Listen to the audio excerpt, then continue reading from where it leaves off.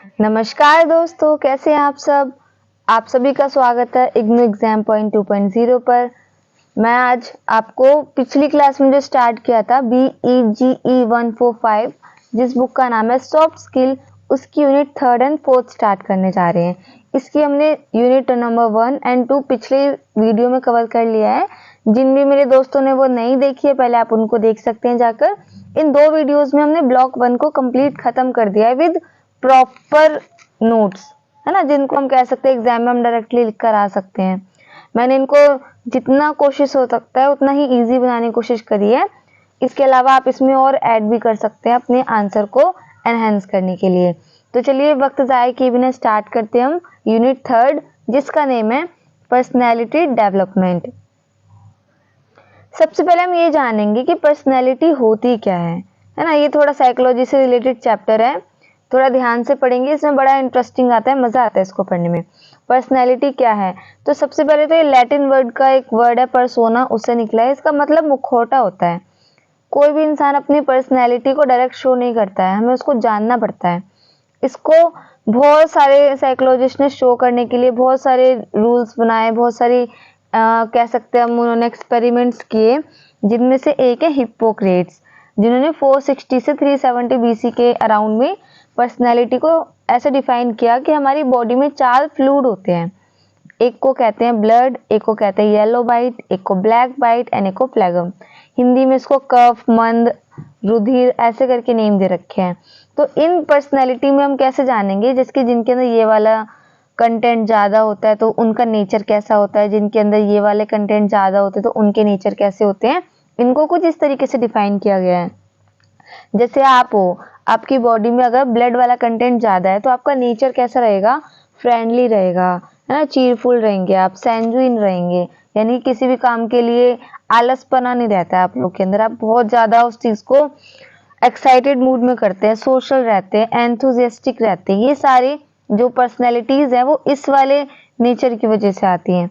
ऐसे जिसके अंदर येलो वाइट ज़्यादा होते तो चारों हैं, लेकिन कौन सी चीज़ ज़्यादा है वो ज़्यादा इफेक्ट करता है। येलो वाइट बिटर थोड़ा नेचर होता है ना, लोगों के बीच में ज़्यादा उठना बैठना पसंद नहीं करते हैं, एंग्री होते हैं, छोटी छोटी बातों पर गुस्सा आ जाता है, रेस्टलेस होते हैं, क्रोनिक होते हैं। इसके अलावा जिनके अंदर ब्लैक वाइट ज़्यादा होता है वो मेलनकोनिक, फियरफुल, यानी कि दबाव में बहुत ज़्यादा रहते हैं, डिप्रेसिव रहते हैं, उदास रहते हैं, अपनी मन की बात कह नहीं पाते हैं, मन की बात ना कहने की वजह से भी ज़्यादा उदास होते हैं। नेक्स्ट है फ्लैगम। फ्लैगम के अंदर कैसे लोग होते हैं, जो इंट्रोवर्ट रहते हैं, शांत रहते हैं, अपना काम अपने मुंह से डायरेक्ट कोई काम नहीं बोलेंगे, वो अपनी बात को थोड़ा घुमा फिरा कर बोलते हैं, चीज़ों को भूल जाते हैं, रिवर्स करने की उनको आदत होती है। ठीक है, लेकिन सबसे बेस्ट होते हैं वो ये ब्लड वाले नेचर वाले होते हैं। ठीक है, देन हम नेक्स्ट पढ़ेंगे अब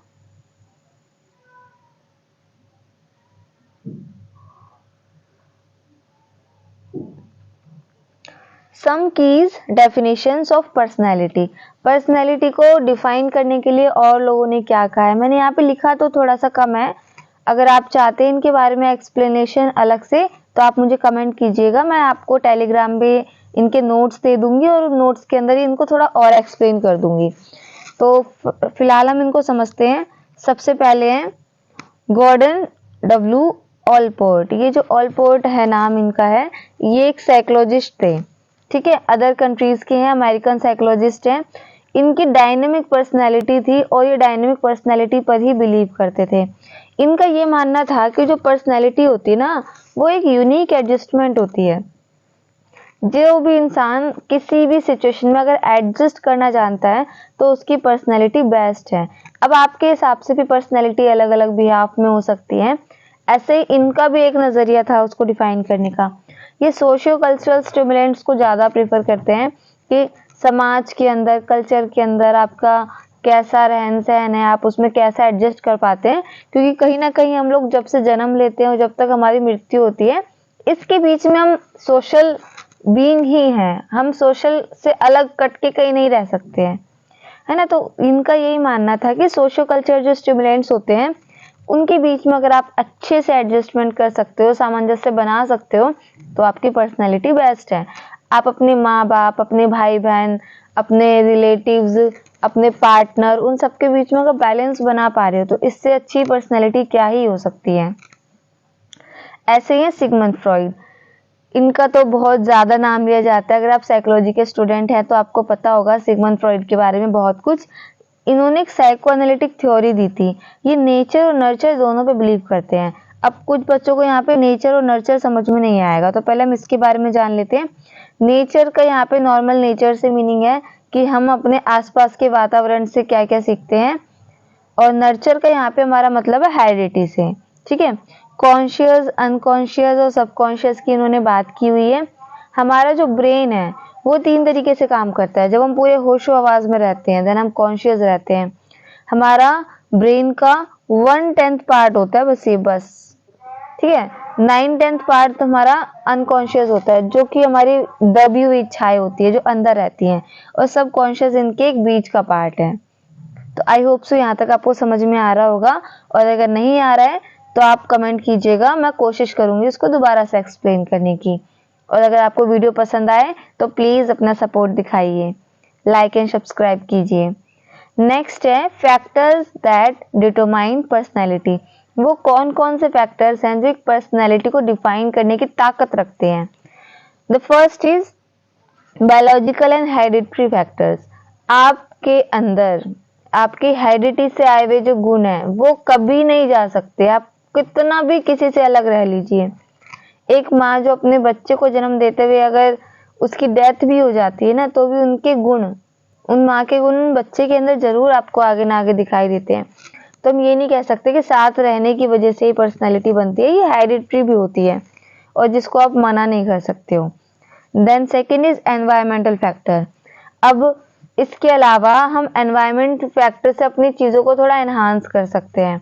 ठीक है, अगर आप किसी देश में या फिर कह सकते हो इंडिया में किसी ऐसी कंट्री साइड रहते हैं जहाँ पे हाइट वगैरह कम रहती है लोगों की, तो आपकी हेरिडिटरी में तो हाइट कम है, लेकिन आप एक्सरसाइज करके अपनी बॉडी को इन्हांस करके और अपने फिजिकल फिटनेस पे ध्यान देकर हाइट बढ़ा सकते हो।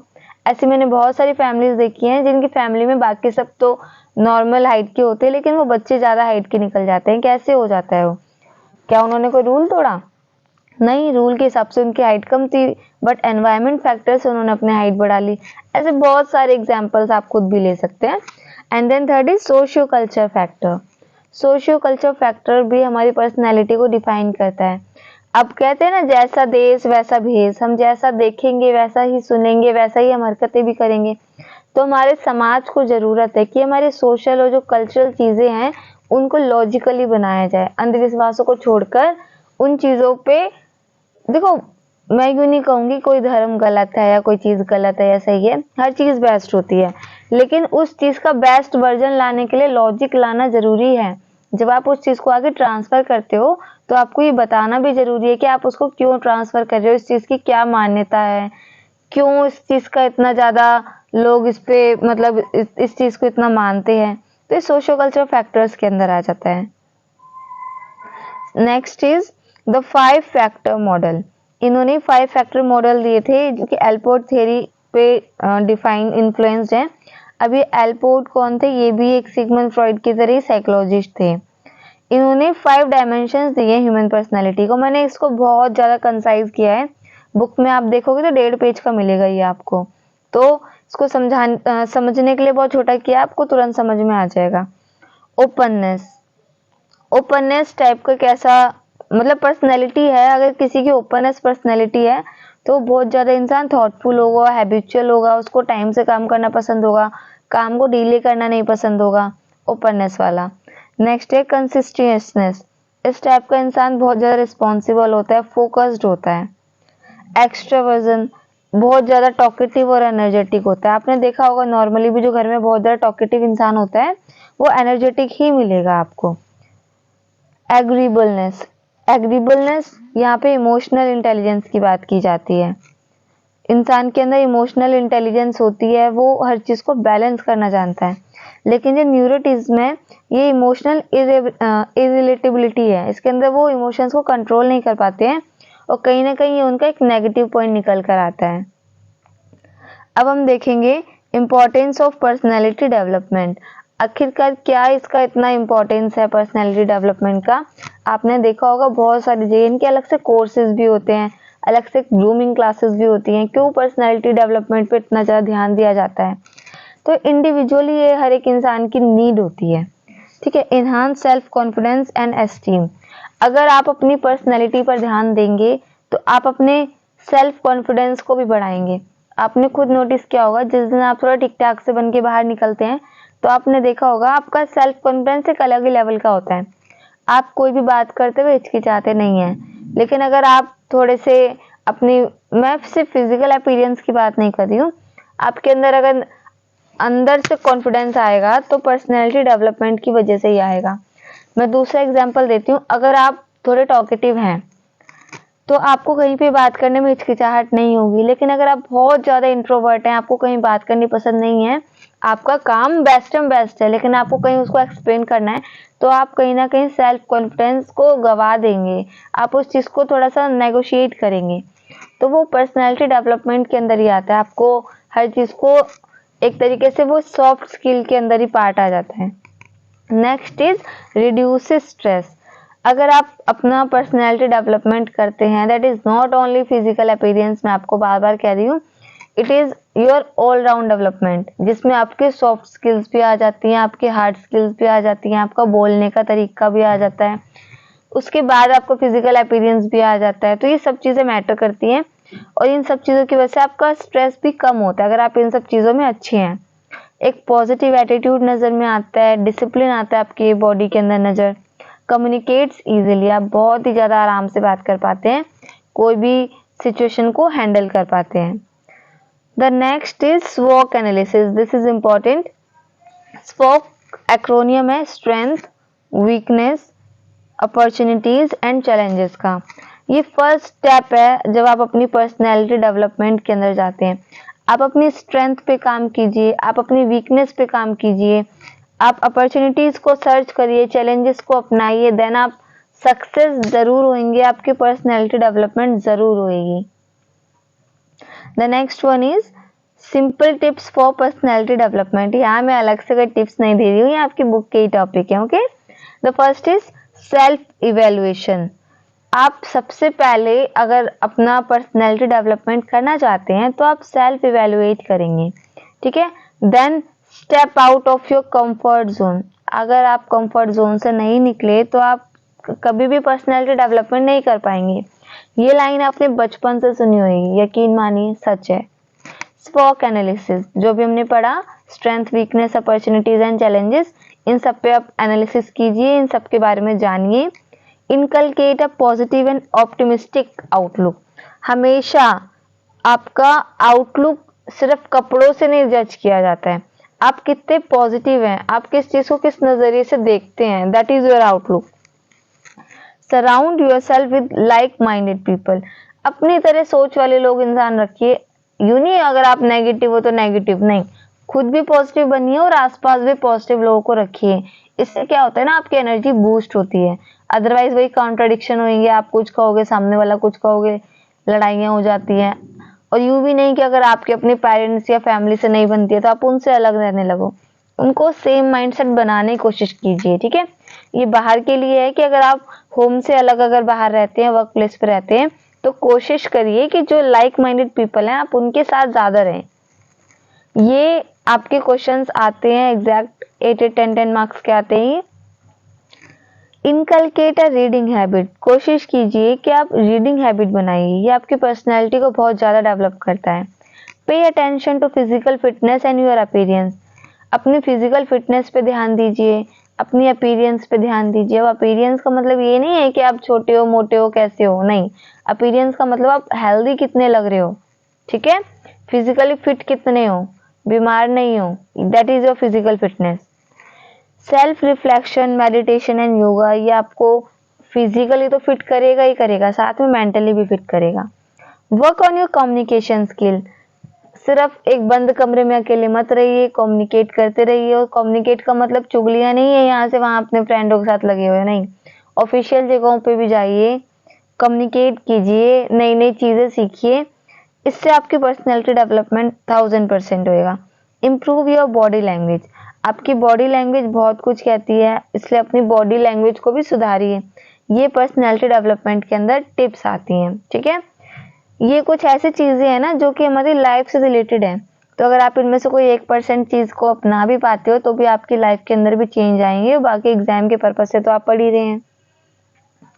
3rd यूनिट फिनिश हो चुका है, देन अब हम आ चुके हैं यूनिट 4 पर। इसका नाम ही है कीपिंग फिट। तो यहाँ पे हम फिटनेस की बात करेंगे। तो सबसे पहले फिजिकल फिटनेस होती क्या है? Physical fitness is integral to mental wellbeing and vice versa, यानी कि जब हम फिजिकली फिट होते हैं और हमारी जो मेंटल हेल्थ अच्छी है, यही हमारा फिजिकल फिटनेस कहलाता है।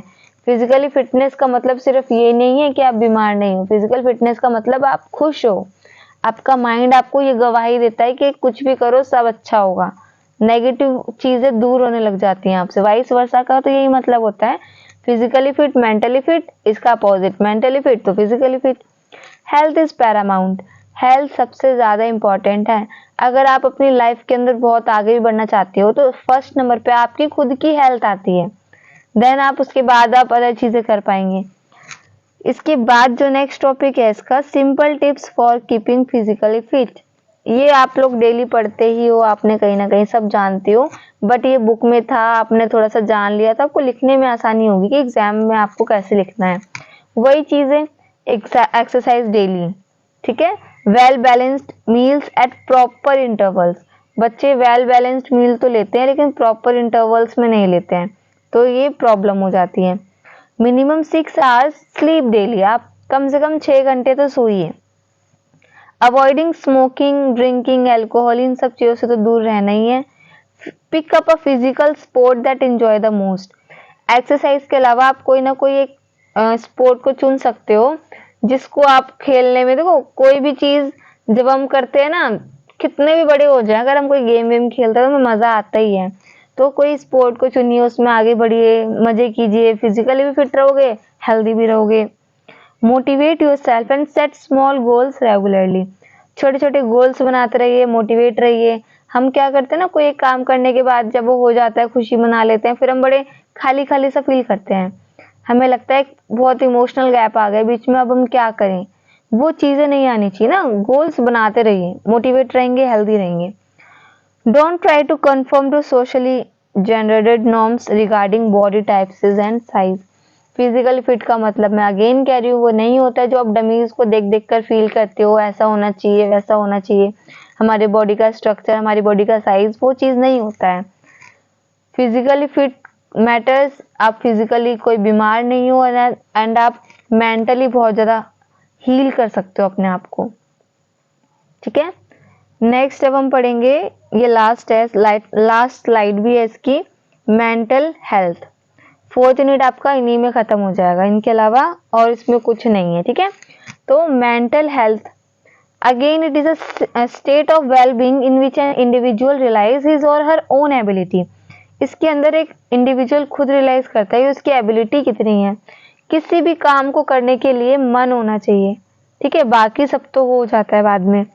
तो मेंटल हेल्थ आपको ये शो करती है, आपको कहीं कहो घूमने जाना है, नहीं जाना, कुछ काम के लिए कहो, नहीं करना।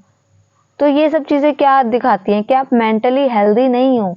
अगर आप किसी भी चीज़ को करने के लिए एंथुसियाज्म रहते हो, बहुत ज़्यादा एक्साइटेड रहते हो, एंजॉयबल फील करते हो, देन आप हेल्दी हो। एंड देन लास्ट इज की टू मेंटल हेल्थ, कौन कौन सी वो चीज़ें हैं जो कि मेंटल हेल्थ को बढ़ावा देती हैं। तो स्टिमुलेट योर क्यूरियोसिटी, आपकी बचपन से क्या एक ही हैबिट रही है, और अगर एक ही रही है तो प्लीज़ उसको बढ़ाइए। कब तक आप उसी में रहेंगे, तो कोई ना कोई न्यू हॉबी बनाइए, आपका इंटरेस्ट जनरेट होगा, उस चीज़ में मन लगेगा, आपकी जो मेंटल हेल्थ है वो इम्प्रूव होएगी। Energize your brain cells by using them more often, कभी कभी अपने दिमाग का थोड़ा ज़्यादा इस्तेमाल कीजिए किसी चीज़ को करने के लिए। वो अब ये नहीं कि ओवर थिंकिंग करने बैठ जाओ, डिप्रेशन में चले जाओगे फिर तो। एनर्जाइज करना, किसी भी काम को करने के लिए नए नए आइडियाज़ को सर्च करते रहना, इससे आपकी मेंटल एक्सरसाइज होती रहती है। Used technology gadgets for cognitive development, technology gadgets को यूज़ करते रहना जिससे कि हमारा कॉग्निटिव डेवलपमेंट होता है। देखिए मैं ये गेम्स को प्रमोट तो नहीं कर रही हूँ, बट एक चीज़ ये भी कहना चाहती हूँ कि जो वीडियो गेम्स होते हैं उनको खेलने से भी हमारा कोऑर्डिनेशन बनता है ब्रेन का, है ना। उन चीज़ों को करने से भी कॉग्निटिव डेवलपमेंट होता है। आपने एक गेम सुनी होगी सुडोकू करके, किस किस को आती है, सच सच बताना। ये बचपन से बहुत लोगों ने देखी है, आज तक समझ ही नहीं आई होगी। ऐसी गेम्स जो होती हैं वो भी हमारा कॉग्निटिव डेवलपमेंट करती हैं। इनके अलावा मैं कहूँगी वीडियो गेम्स को साइड रखा जाए तो बहुत सारी फिजिकल गेम्स है, लूडो हो गया, चेस हो गया, ये सारी ब्रेन वाली ही गेम है। इनसे हमारा कॉग्निटिव डेवलपमेंट होता है। Then proper diet for brain, देखो एक तो हमारी फिजिकली बॉडी के लिए होता है डाइट, इसके अलावा ब्रेन का लिए भी अलग डाइट होना चाहिए, जैसे वॉलनट्स, फ्लैक्स सीड्स। अगर आप इनको डेली डाइट में ऐड करते हैं तो आपका ब्रेन हेल्दियर होगा और भी ज़्यादा अच्छा होएगा। फिजिकल एक्सरसाइज तो आपको पता ही है मेंटल कितना ज़्यादा रिलैक्स फील कराता है। डेवलप न्यू स्किल्स, आप न्यू न्यू स्किल्स को सीखते जाइए, इससे भी आप एनहांस होते जाएंगे। Yoga and meditation is the best. Then आपको यहाँ पे यूनिट 3 एंड यूनिट 4 के साथ में ब्लॉक 1 कंप्लीट हो गया है। अगर आपको वीडियो पसंद आई तो प्लीज शेयर एंड सब्सक्राइब कीजिए। ये मेरा सेकंड चैनल है, मेरा फर्स्ट वाला जो चैनल था ना वो एक्चुअली डिलीट हो गया था। प्लीज इस पे भी सपोर्ट दिखाइए। तो thank you so much, have a nice day.